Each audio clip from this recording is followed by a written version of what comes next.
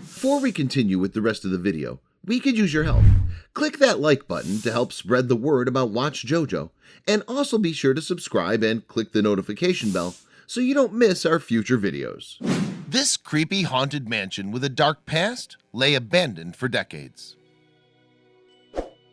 High on a hilltop, the eerie mansion sits abandoned. With only the constant roar of the nearby waterfall breaking the silence, everything feels empty and still. But do guests of an otherworldly nature tread the creaking floorboards of the Hotel del Salto? This haunting building has a dark past that's left many fearful to cross its threshold.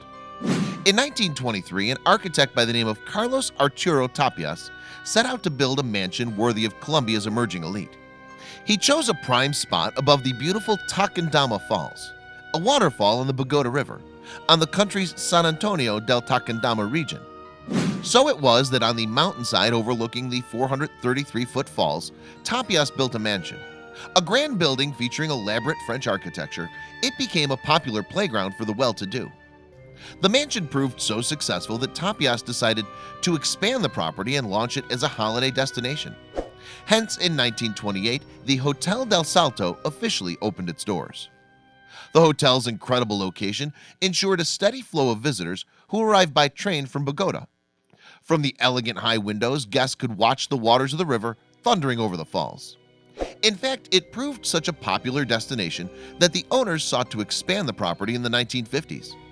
Blueprints were drawn up for a revamped hotel, although the idea never made it past the drawing board. Although it was previously rightly regarded as a picture postcard destination that had seemed ripe for development, a problem began to emerge at the Tequendama Falls. As Bogota grew as a city, so did the amount of waste it produced. By the 1970s, a significant amount of sewage was flowing along the Bogota River and over the Tequendama Falls.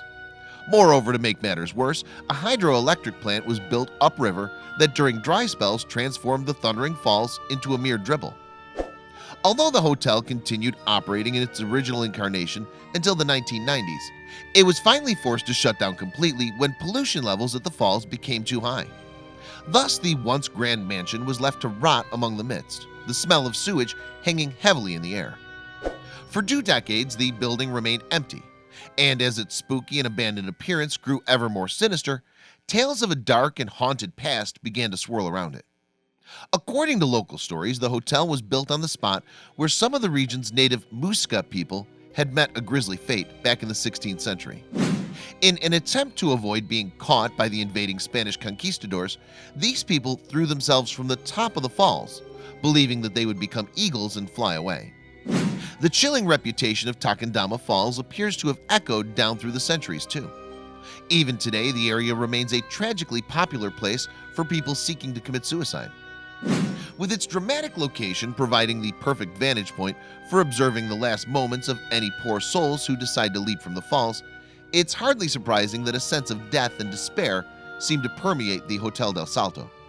But not all the ghost stories around here originate from suicides. Many believe the building is home to the ghosts of patrons who lost their lives after indulging too heavily at the second-story bar. Stumbling or caught up in brawls, they would, the telltales say, tumble off the balcony into the abyss below. With its crumbling walls and overgrown verandas, the hotel until recently certainly looked every inch the haunted house.